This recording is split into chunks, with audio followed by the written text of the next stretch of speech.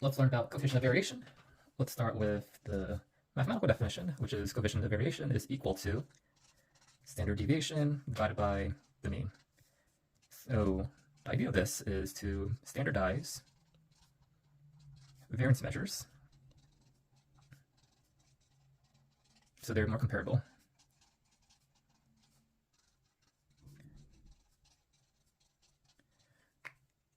So let's jump into an example.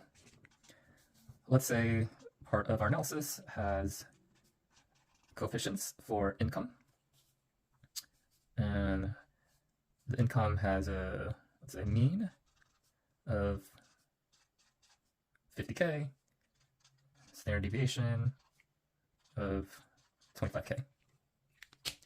And let's say we also have a variable rent, and they have a mean of, say, 2000K, standard deviation of 1000K.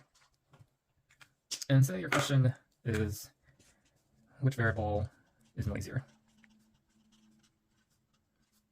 Let's put noisier in quotation marks, so we just want a rough sense.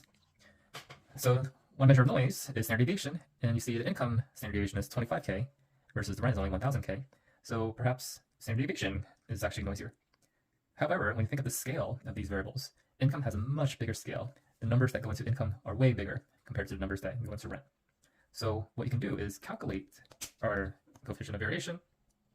So CV of income is equal to standard deviation divided by mean. So 25,000 divided by 50,000. This is equal to 0.5. Versus the coefficient of variation for rents is 1,000 divided by 2,000.